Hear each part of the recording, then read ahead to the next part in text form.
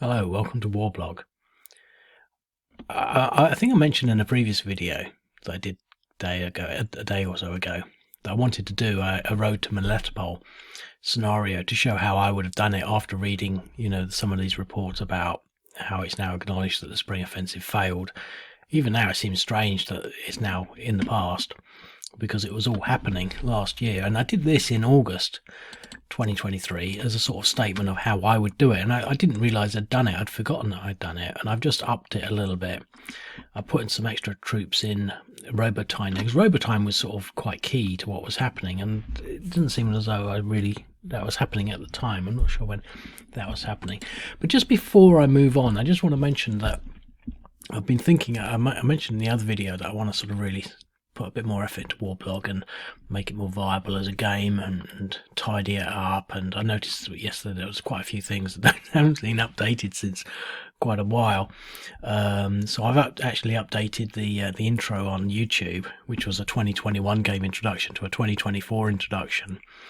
But one of the other things that I've been thinking about, and I think I mentioned this, was to put a sort of another button up here for services, and that would be involved with, say, commissioning custom scenarios for organizations, particularly targeting armies, overseas sort of national armies. I had a sort of a little twiddle with the US Air Force. They were sort of putting out a tender, so to speak, for games that they could apply AI to. And I went and did the meeting, and they wanted, they're offering $150,000 for a stage 1 seed fund. And I thought, well, you're going to give that to me? That's fine. And I asked them, I said, this is what my game's all about. And they said, that's fantastic. This is exactly what we're looking for. And I got all quite excited. And but when I came to the application, I couldn't press the go button because I'm not an American citizen. So that said, I didn't get that, but it got me to thinking, and sort of thinking, well, I can do this, I can sell this, custom scenarios, but also custom software. So, if it was sort of like a particular national army or a department or a section of a national army, or even consultants, or, a whole range of organizations, academia, etc., someone might want to buy this if, as it's repackaged as modeling software. But the thing is, as I started to think about it, I started to think about the legal requirements. And essentially in the UK, we have what's called the Strategic Export License, and you need that to export out of the UK controlled goods, software, or technology, including data, information, and technical assistance. I'm reading that from Google. You just have to Google that. But part and parcel of that is you have to get an EORI number, EORI, which I've now got, and that basically gives me the ability to move goods to or from Great Britain. That's basically not really that much part of it, but you need that in order to get a Spire number, and the Spire number is what I've actually applied for, and I'm waiting for the result of that. I imagine that, I don't know, I can't imagine why I shouldn't get it, but it seems a bit odd that suddenly I can become a licensed strategic export dealer, so to speak. It sounds like I'm becoming an international gun, arms dealer. But the Spire license, I'm just having a quick clear. It's completely Greek to me. There's millions of little codes, from widgets for nuclear bombs to, sandwich makers for military canteen staff. But I got the code ML21, which is, I can't actually remember what that is, but it seemed to fit the bill. I'm pretty sure there's a few others. You have to sort of start looking for them, but I think it's training or software simulation for operational things, something like that. But I flagged up LMail21. I thought, well, I'll apply for that. I can deal with applying for other ones if required later. I'm sure they won't really care. And I'm sure the thing is, at the end of the day, is anyone going to sort of say, hey, this is the captain from the Argentine National Army. Can you come over and do a seminar on, war game simulation for our top seniors? staff. And I say, yeah, sure, I'm a strategic export license holder. I can do that. But I would have to refuse. I said in my application, I said, oh, well, I assume I wouldn't be able to actually supply this to Russia or Syria. I'm not sure about any other countries, but I'm sure you'll be able to sort of steer me straight on that. After all, I wouldn't want to be breaking any laws. And it got me to thinking, really, what sort of line of jeopardy, legal jeopardy, I'm already in, running things like no road to Melitopol. But that said, that's what I'm doing. I don't want to spend too long talking about that, but it got me a bit excited, as you might be able to pick up on. But I wanted to play this, and I'm going to try and play it quite fast, because I was certain that if the Ukrainians had done it properly, and this is almost proof. 20th of August, this was not really the middle of the spring offensive, because the spring offensive didn't really even start until the summer. So June, July, by August, I was saying, why are they just doing these small operations? And someone on a forum said, oh, that's right, that's the best way to do it. And I was thinking, well, no, it's not. You just do one big massive operation. And I read that they wanted to get to Melitopol, because then it would cut off everything else.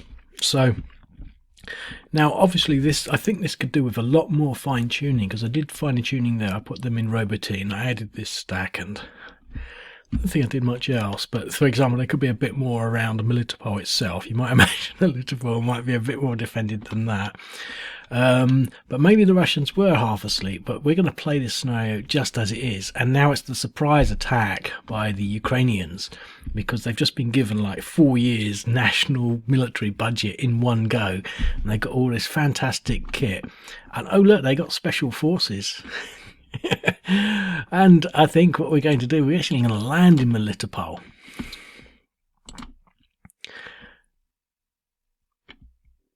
They didn't even get attacked. So we're actually now competing in Melitopol. We got through all of the Russian air defences. We're going to try this one as well.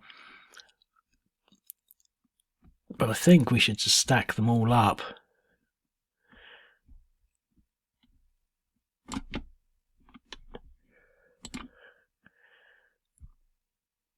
And we got... Nope. No, they got in as well.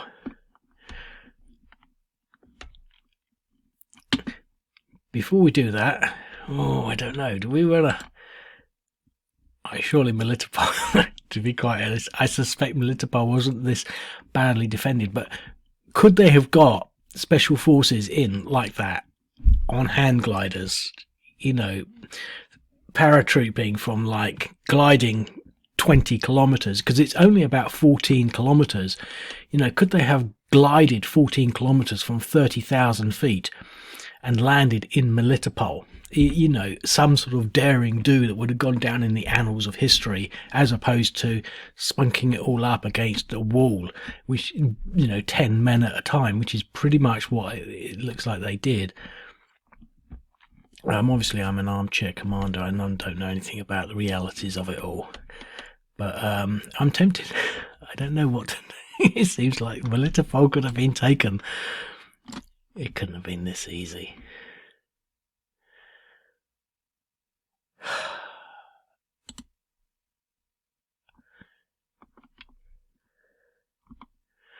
What happened there? We didn't seem to have the same thing.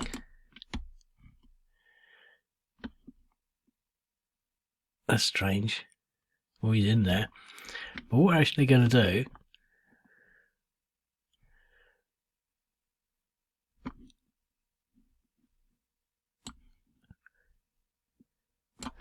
This is not what I was planning, but considering this is how the scenario is set up...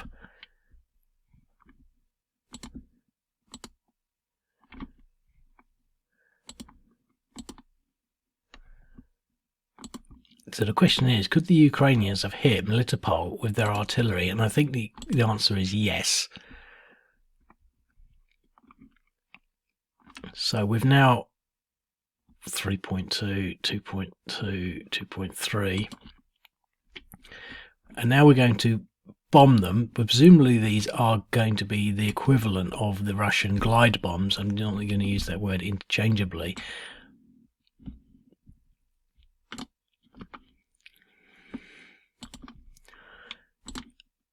But this would have been the using everything they had. And look, it just so happens by sheer chance the Russians don't have any air defense in that sector. Could that have been a possibility? Probably not. So we really should give them some air defense. But, you know, if they struck soon enough and hard enough, maybe that would have been the situation. That's the thing. When you're doing so much all at the same time, perhaps this massive build-up led them to believe that it was, you know, all going to happen on the front line, and they weren't expecting an air insert indirectly into Melitopol. Oh, look at that. Melitopol is routing. And what we've got left in here, 4.55. He's going to be tough. Can we do it? Oh, he's got a 2% chance of routing. 2.5% chance of routing. Oh, he's stuck in there to the end. Everything's on fire. It doesn't matter. We're going to land.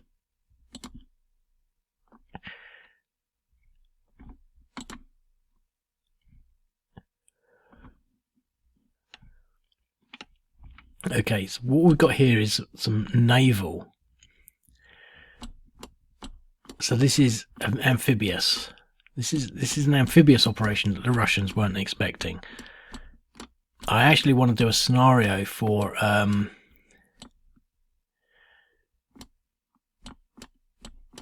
that they did some sort of landing operations over the river, and I haven't done anything on that.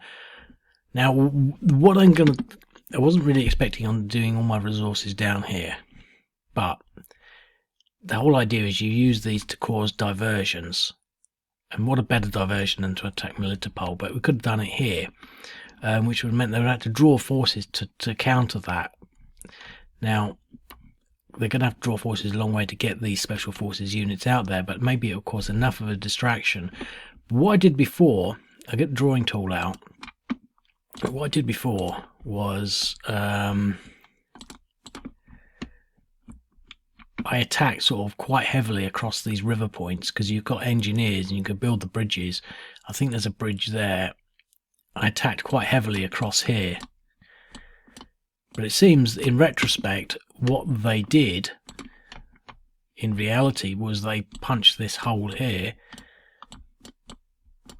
and Roboteam, I think the Ukrainians managed to take eventually. But they've essentially chose to punch and come through this way, which seems suicidal if you look at the density of all these minefields. But I suppose we can nip through there. And I'm going to actually try to replicate that, because last time I tried to come this way, I'm not going to do anything this way. I might put a feint or put some pressure that way, but I'm essentially going to send everything I can this way. So how to start that? Well, in the first instance, we've got to really understand what's happening with Roboteam. So there's minefields, and there's that.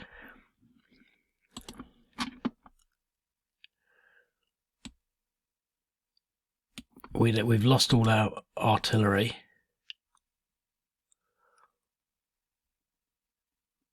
We've used it all. We've got anything. We've got lots of irregulars because they're going to be heavy. You see, we've used it all down there. Actually, when I finish this, I'm going to give the Ukrainians more artillery. Even though this would have been the everything maneuver, this is a hypothetical scenario, even at best, I think. Let's see what there is a bridge there, look. What have we got in that stack? We've got engineers, so we can build a bridge right now. And we can try to take this. You see, this is the thing. I don't want to be pausing too much, but it takes a lot of thinking about, because you've got to decide, hang on, how we're going to cross this heavily fortified line, which is good because it's got minefields, it's got trenches, and it's got layer after layer. So now the Ukrainians wouldn't necessarily have known where the minefields were, and clearly they didn't. But let's look hypothetically at a shortest route through.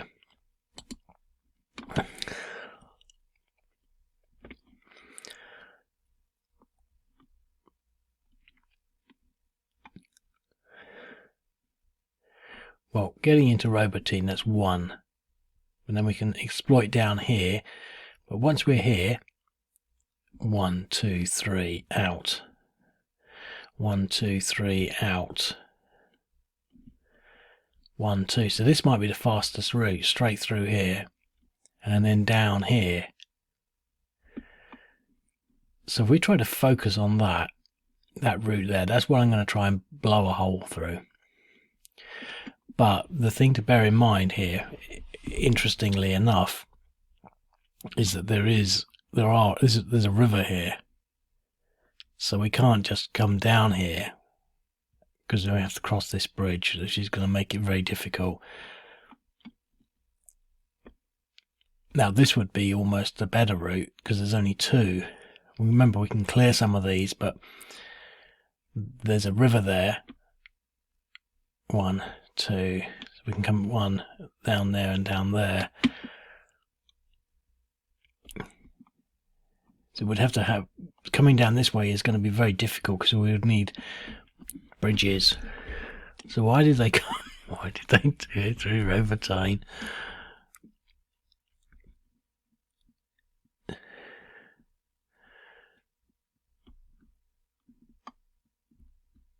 This would be the fastest route here, look.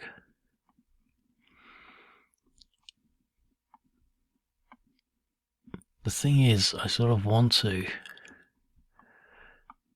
Why were they coming this way? Me and my simulation tools. Look at all these rivers. See, this is going to be the...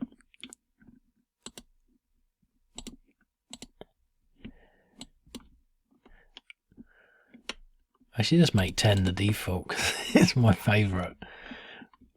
But what I should really do is just blast down here.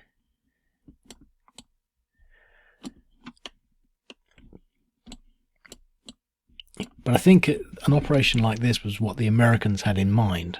And then the Ukrainians said, no, we want to take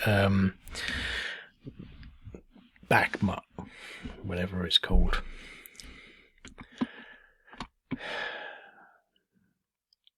One minute. Okay.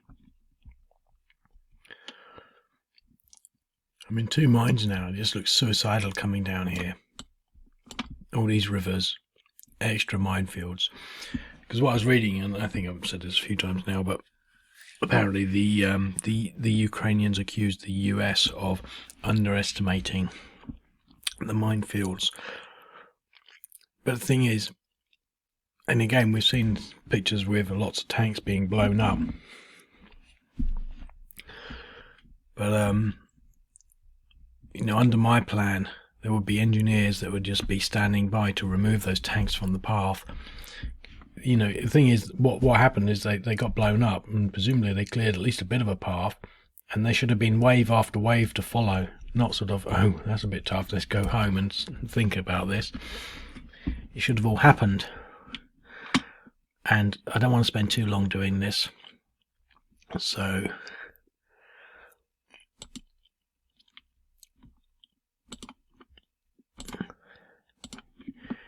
getting back to it.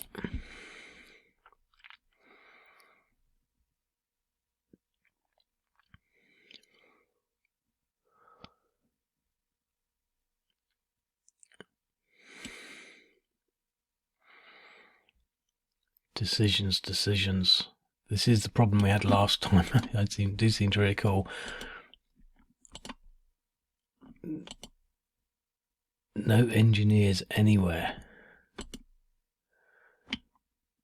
Right. Well, this is sort of what I'm going to do.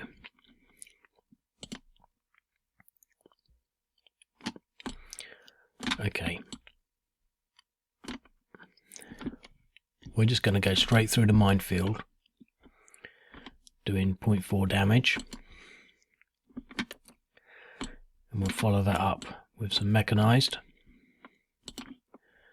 2.7 damage.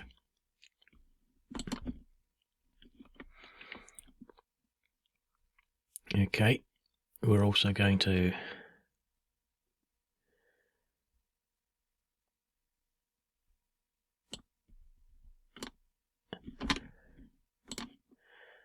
Do that here. 1.5 damage. Right, we should be able to get... There's 2 lots of engineers here.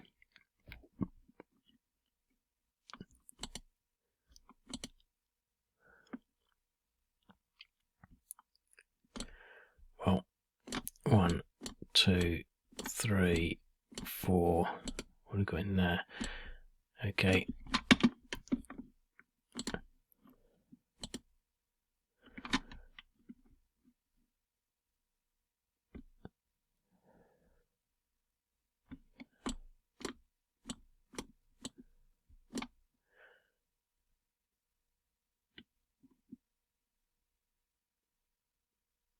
I wonder if we can get down here. No. Okay. Oh, I think... Oh, no, because we've got 4. That's why. Okay. This is an important move because it's going to demonstrate a bit of my rationale on this. Because although it's now we're a target because our engineers are there, they're going to target our engineers so they don't clear that minefield. Because once we clear that minefield, we'll have at least an open route along the defensive lines. And plus, then we'll be able to sort of shoot through there. But they don't have enough. That's the point. They don't have enough to sort of, you know, at this moment I've only actually got 2 units that can bear there and 3 there, so they can have quite a big attack, plus all their air power, so they might be able to wipe that whole stack out. We accept that, but then we've got quite a lot basically standing by. 2.6, so 25% of, you know, out straight off. So we're losing to the minefields, which is what happened. But we are desperate to just pile in there. And we're going to follow up.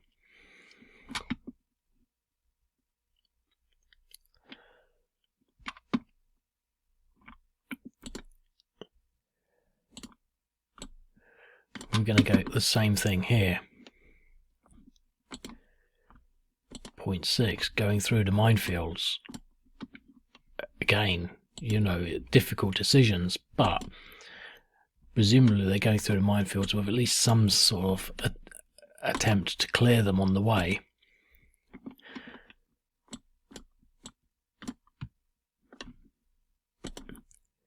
So losing to the minefields.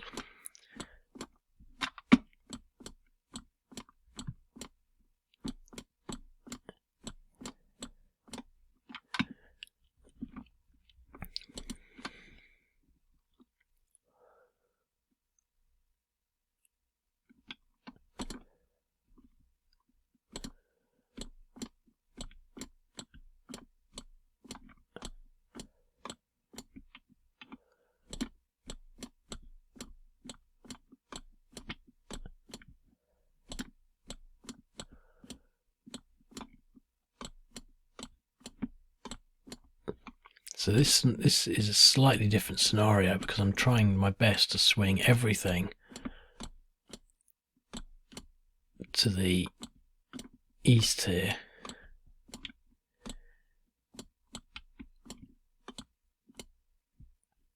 I think what we are also going to do though, 1, 2, 3, we've got 4 lots of engineers in there.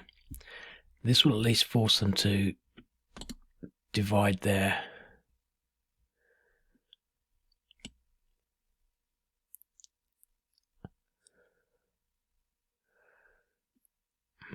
it's interesting actually because alright, I see.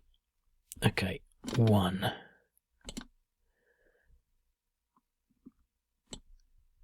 2 and some irregulars.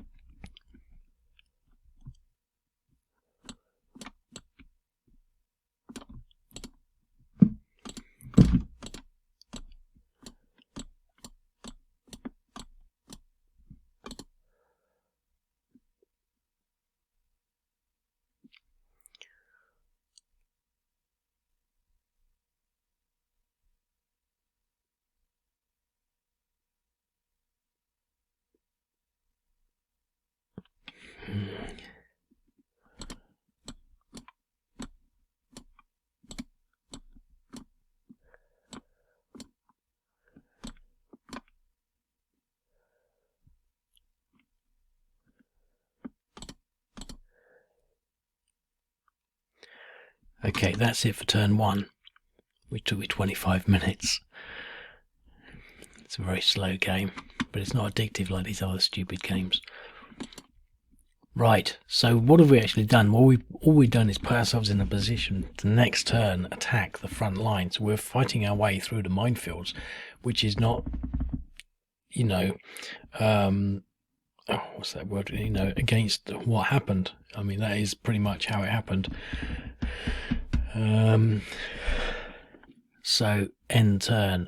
What do the Russians do? Not a huge amount to respond with. So what are they going to do? They've got 2 targets now. They've got this. I feel like asking you what I should do. Because we know that they're going to pretty much clear that hex, and they're going to pretty much clear this hex there and attack Robytine. So there's 1 target.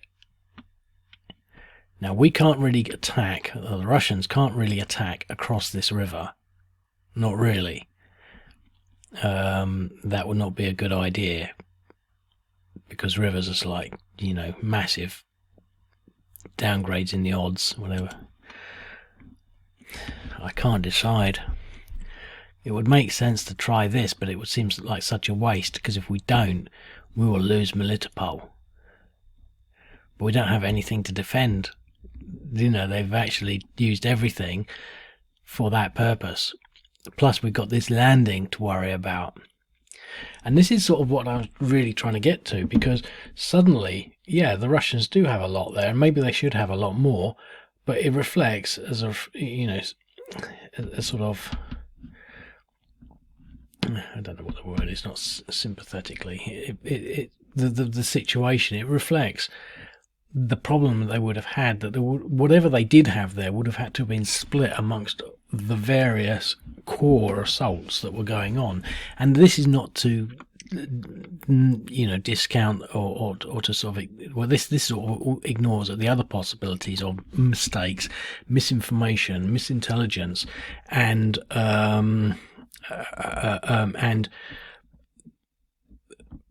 misintelligence might be the same thing, but what I'm trying to do is sort of thinking that there are attacks coming from other places, because there could have been other things. Like we could have moved, this movement here. They might have had reports of something here, because we could have moved some fake units into here, or we could have done things that are not necessarily reflected in what we can do here. And so they might have thought, it's a bit like Hitler and his panzer divisions on D-Day. He didn't believe that D-Day was actually happening, so he didn't send them to the beaches. He thought that their real attack was coming somewhere else. That's the thing, you see, and those are sorts of things that can't be basically. This is what gets me when people talk about artificial intelligence. You can't do that. You can't sort of say, well, we're not going to send our Panzer tanks because we think they might be attacking somewhere else. You just do it because you can see what's happening. There's no way we're going to send everything to reinforce this hex because it, in the belief that it's under attack when it's not. We know exactly where the attacks are happening. So the question is, what do we spend all of this stuff on? And it's a decision that I can't even make.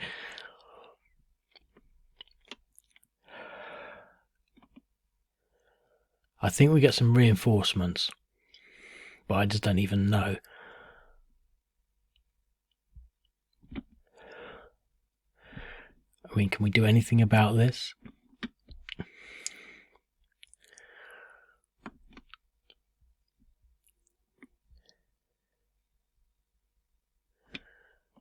Oh, I just can't decide. I think I'm going to have to trash this stack.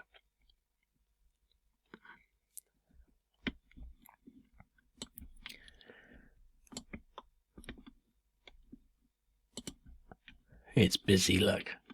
I've not seen a combat area that busy. Oh, look at that.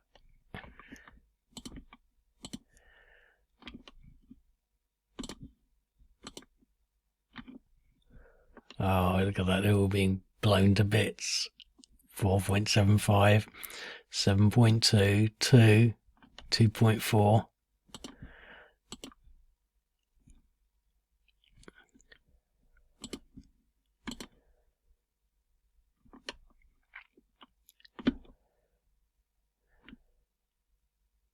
Oh, 11. 4.5. Decisions.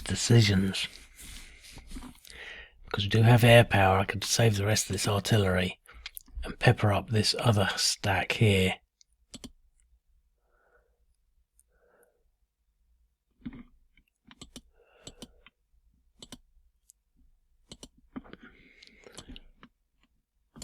See where we get some lucky rolls here. No. Well, at least the unlucky rolls went somewhere else. Oh, we had some lucky rolls before. No. Dismal rolls. Embarrassingly crap rolls. It's just I don't like spending everything on one hex, but maybe I should have. Okay, we're going to send these lancets in here. Hopefully they will cause enough pain. Well, we got rid of one. And what's the other engineer on? 4.5.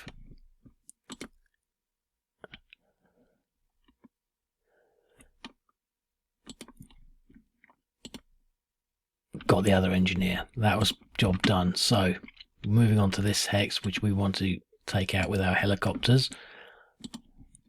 So it's all happening around Robertine. There's a hell of a lot of fighting. Everything is shot down. Helicopters are being shot down. It's all happening. There's an aborted helicopter. Oh, the helicopters should have gone down to... we should have actually used them in... I'm going to use that one down in Melitopol. 3.25, 2.25, 2.2.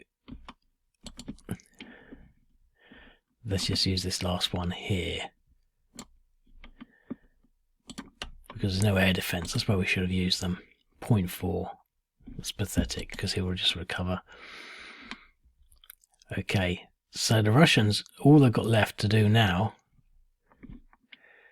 is maneuver. Well, we're going to leave him to dig in. We might as well at least occupy these trenches. There's nothing we can do there. We're not under threat anywhere else. We're under threat here. We can't really get there.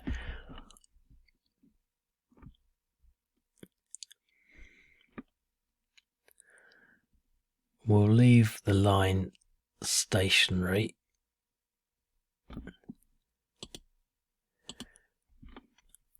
And so now, surprisingly enough, that's gone quite quickly, it's the Ukrainian turn. But there are reinforcements, look.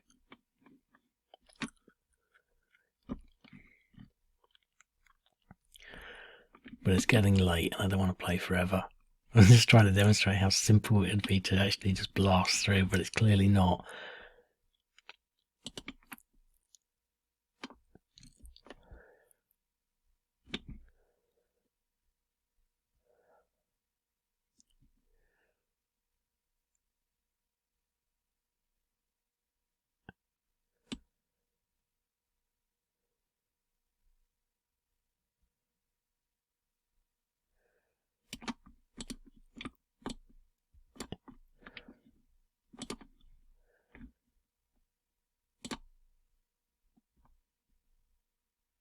You are joking.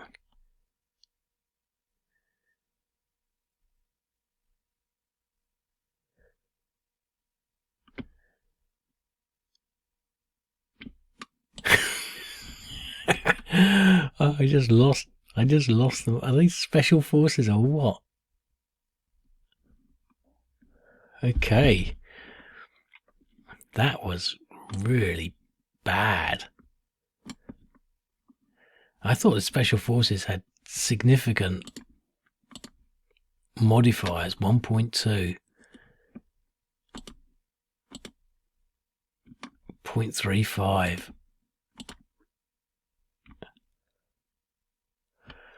Okay. Sends in some.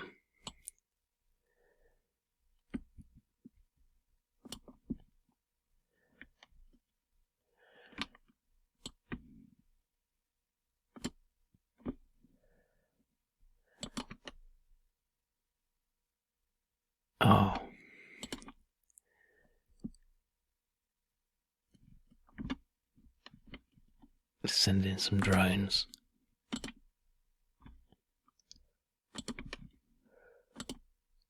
Right. That was sort of, I assumed that it was just going to do that. Oh, that was right, because they're entrenched in a city. So we messed up there, but this should be good odds. 3-1 DE.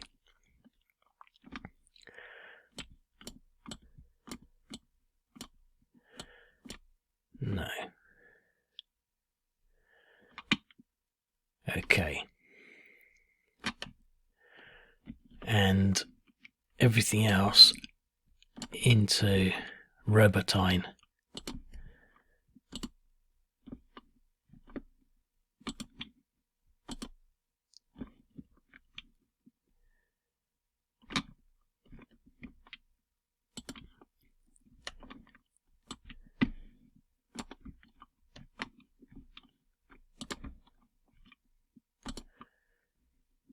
So my modeling software successfully demonstrated the capture of Melitopol, which the Ukrainians totally failed to do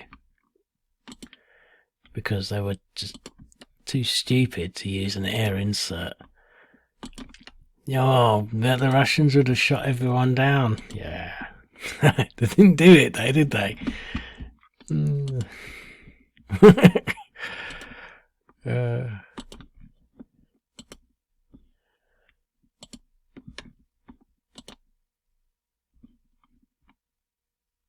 3, 3, 4. Okay, so there's the ground assault. Hang on.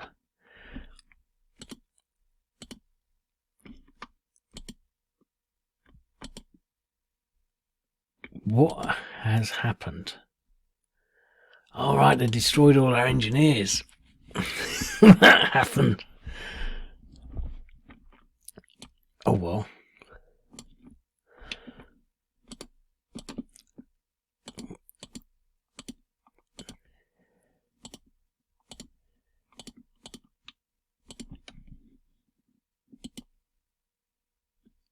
Oh, 2-1 in an exchange. And again, is that atypical? Is that not a good example of how the battle for Robotine went? You know, lots of artillery, lots of air power, lots of everything, massive assaults all around with mechanized and infantry, and it was an exchange, a bloody battle, but they held their ground.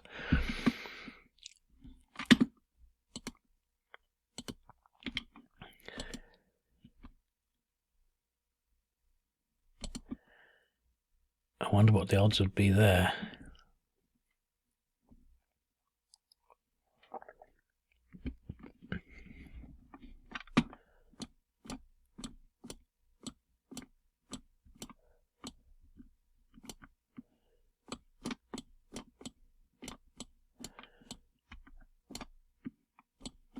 It did have engineers we could have moved.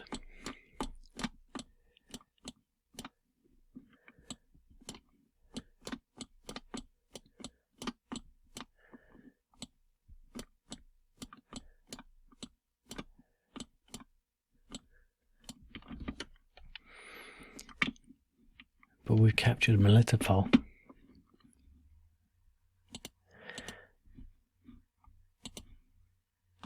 Let's take out the mines.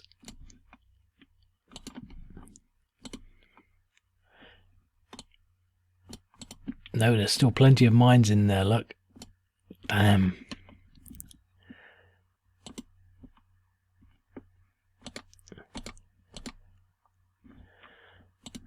I think I have to just do it one at a time. Oh, wrong one. Yeah, 3. I've yet. So these are things I'm going to do when I start to actually make the game a bit nicer. So we've now got it down to 2. Okay, well, we can do something here. What's in there? We can actually build a bridge.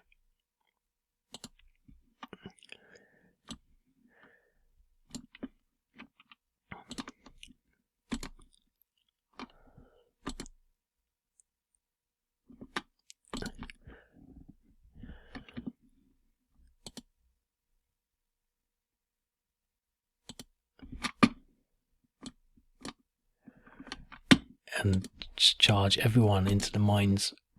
But I think one thing to note is that we've had reinforcements. I imagine we've had reinforcements, but we can get some engineers into here.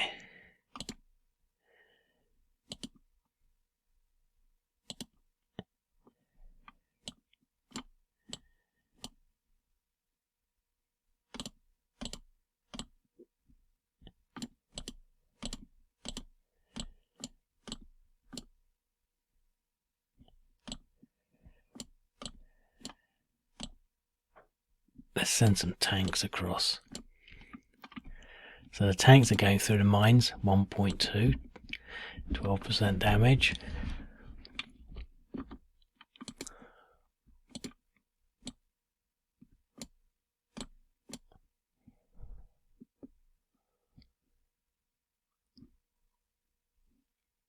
We've failed to take Robotine. Right, now this is maybe I'm just going to forget all the fiddly little bits, just get on with it. It's now the Russians' turn. It's getting a bit miserable over here. But can we attack the special forces?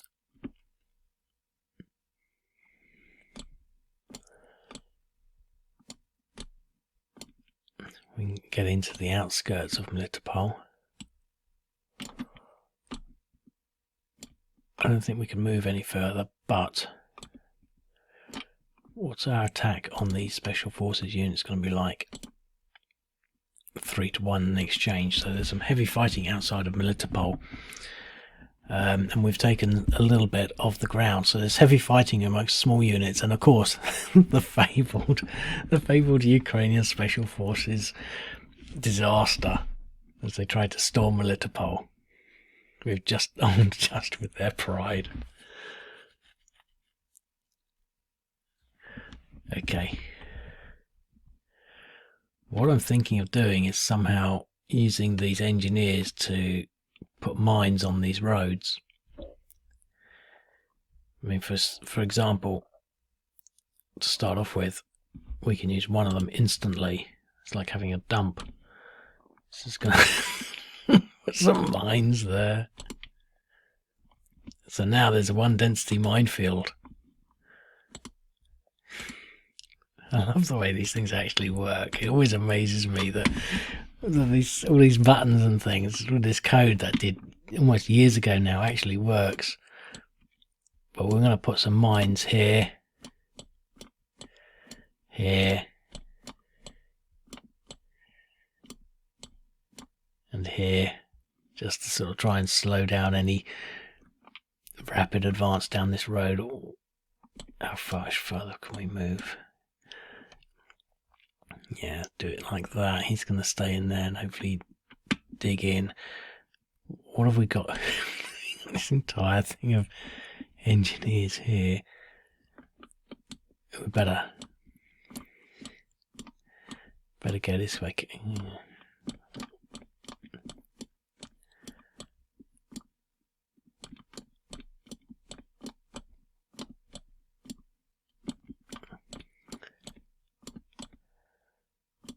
Okay. Still just holding our ground. We really, I think, want to...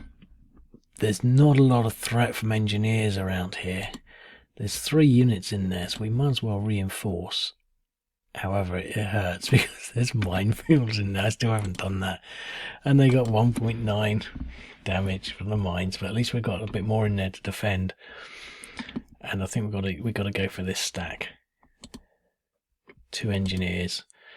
This stack, well...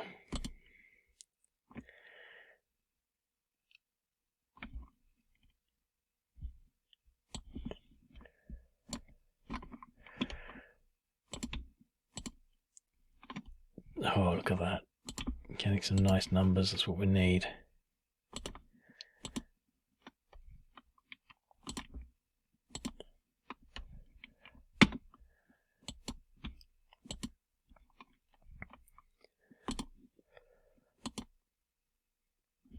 So we've retreated on the regular unit. And some engineers.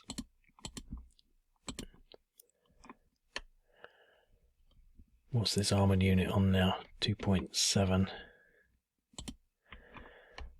Let's fire, because the thing is, these lancets are really good against armour. 5 damage.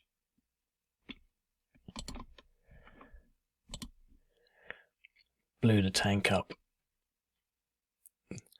That little engineer can... we can take him out with just 1 unit. Eliminated.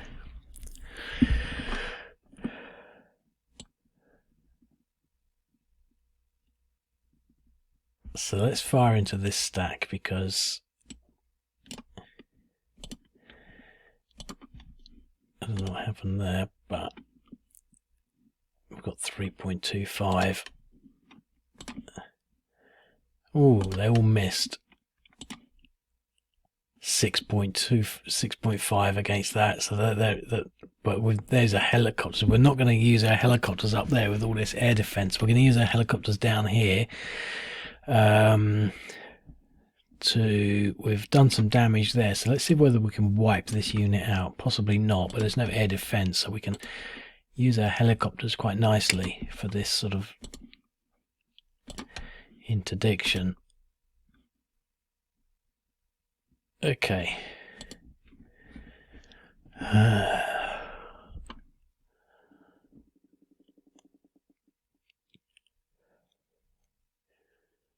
12 minutes. Okay, end turn. Are there any... See, look, more reinforcements coming on. Big stacks.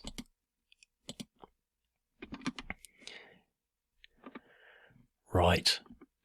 And look, there's more of these things coming in now.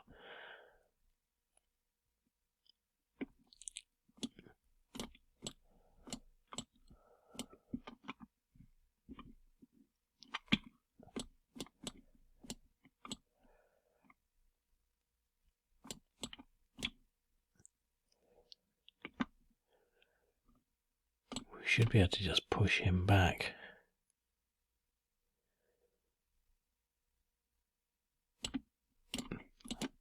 Let's just see what these odds are on his own.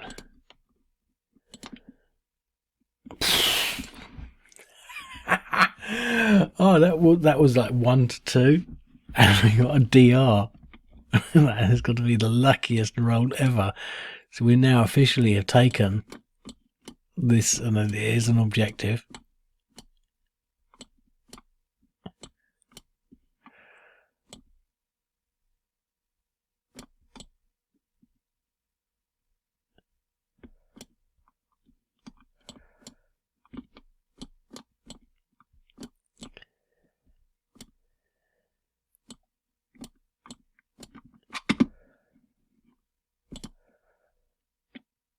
Hmm.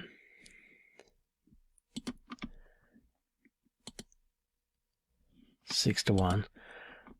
So I pushed him back. Let's push these engineers out of the way.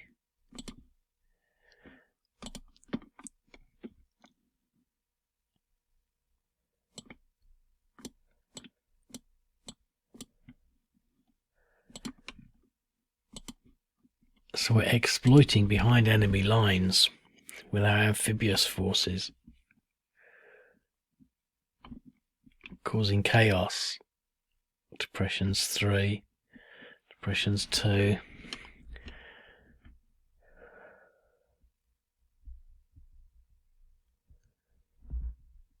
These are special forces, but we tried that attack. Well, they're actually just in there. Let's see what we can do.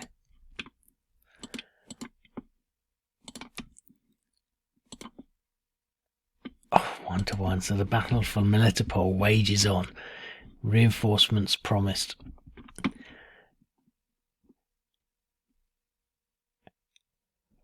Okay. They didn't have the resources, you see, to pummel into here. So we get another attempt to clear these minefields.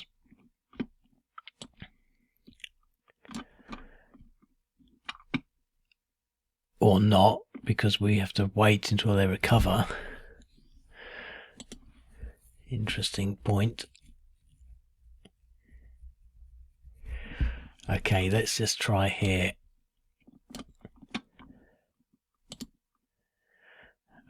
Oh, hang on. We've got artillery. Let's try that.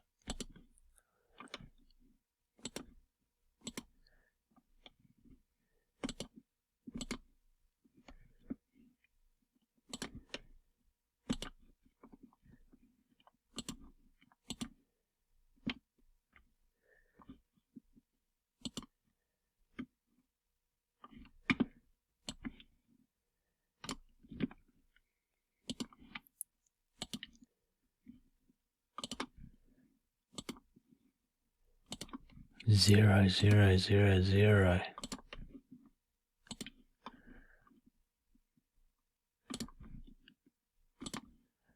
Okay. Okay.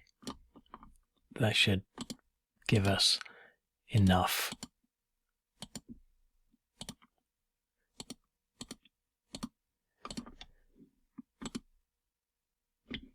So we win.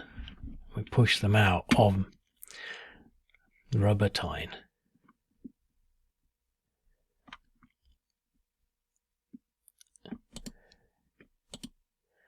But we don't have any engineers, so we're going to have to take a hit.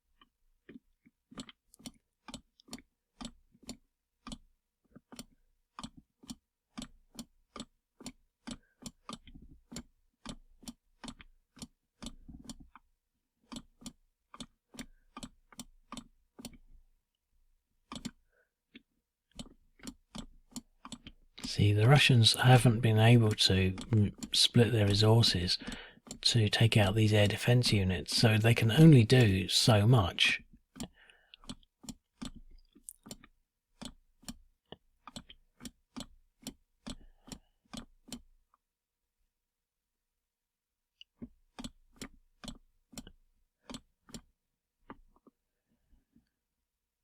And that's it.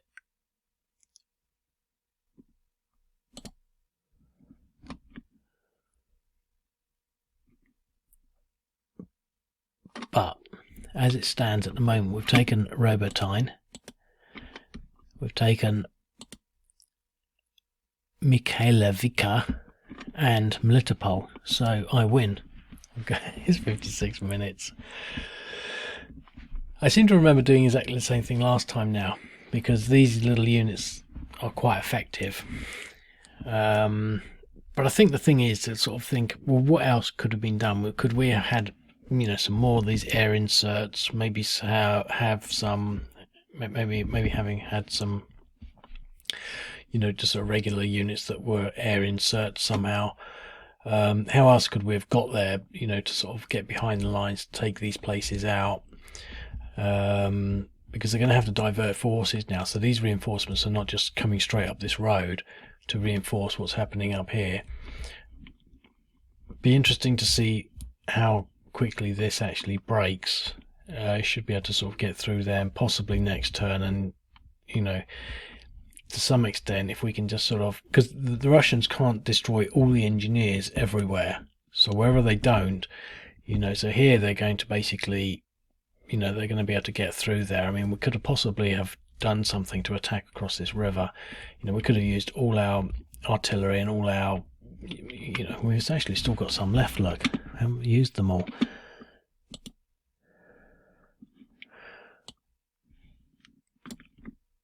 I really don't think we're going to make a lot of ground here, but it's worth a go.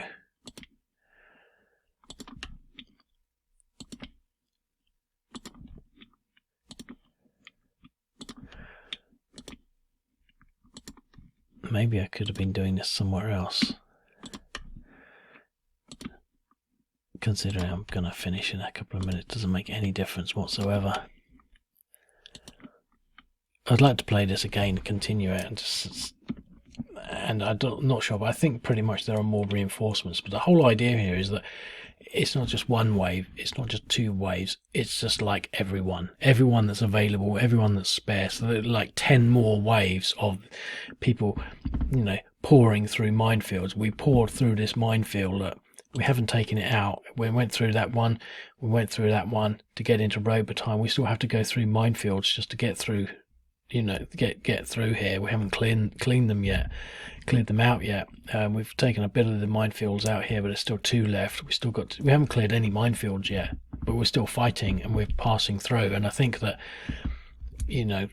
from my point of view, I sort of think that, they should have just done that sort of, heavy loss assault that in retrospect would have given them a moral victory and a glorious victory, in as so far as glory it comes.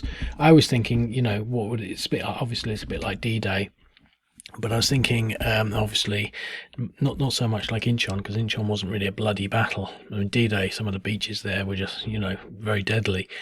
But what sprung to my mind the other day when I was thinking about it was Pickett's charge in the American Civil War, Gettysburg, I think it was. Am I thinking in the right place? Pickett's charge, he just moved it. He didn't even charge his troops. They walked, according to the film Glory. They just walked across this field under withering Union fire. And this is what it is almost like. I've got 20 seconds. I've got to finish it. It's a bit like, these are the Unions, these are Pickett's, these are the Confederates. It's a bit like Pickett's charge. That's what they should have done. Anyway, I got 11 seconds, so I'll leave it at that. I'll speak to you later. Cheerio.